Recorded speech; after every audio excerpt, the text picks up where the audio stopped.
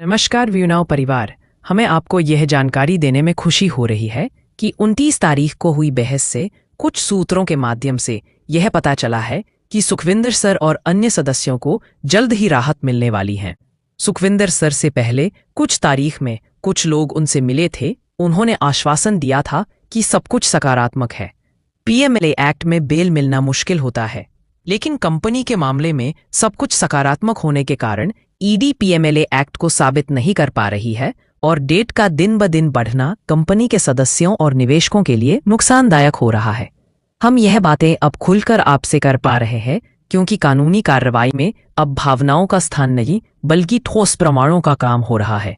गवाह भी चल रहे हैं जिसके कारण कंपनी को समय लग रहा है, लेकिन हम कंपनी की मैनेजमेंट का एक नया स्ट्रक्चर तैयार कर रहे हैं। कंपनी के गद्दार सदस्यों को बाहर कर उनके स्थान पर नए सदस्य लिए गए हैं। लीगल टीम को बदला गया है और कंपनी को फिर से उच्चतम स्तर पर ले जाने के लिए अन्य कार्य किए गए हैं।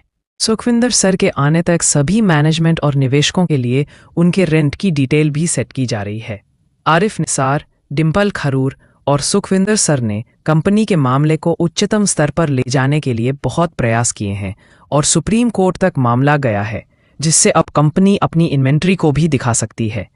ईडी द्वारा लगाए गए एक्ट भी अब कंपनी के कार्यों पर ज्यादा असर नहीं डाल सकते हैं, क्योंकि सारे काम कानूनी रूप से किए गए हैं और सभी लेन देन ऑनलाइन हुए हैं।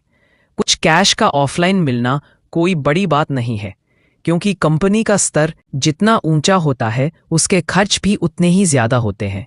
शुरुआत में पाया गया रुपया कोई काला धन नहीं था, क्योंकि वह सब कंपनी की देखरेख में ही खर्च हुआ है। समय का क्या पता, कभी भी कंपनी को किसी समय किसी हालात में मैनेजमेंट के लिए पैसे का इंतजाम करना पड़ सकता है।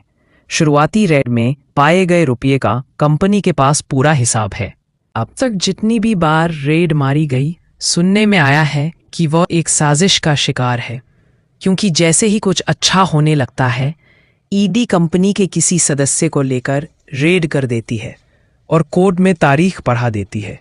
ईडी किसी न किसी वजह से बार बार समय लेती रही, लेकिन इस बार ईडी ने अपनी अंतिम रिपोर्ट सबमिट कर दी, जिसके कारण 29 अगस्त 2025 को ईडी और व्यूनाव कंपनी के बीच एक बड़ी बहस हुई है।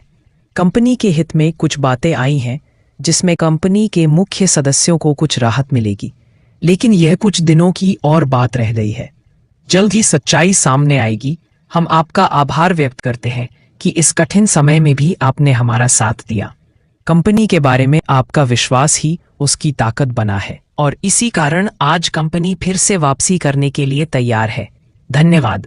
जय व्यूनाव।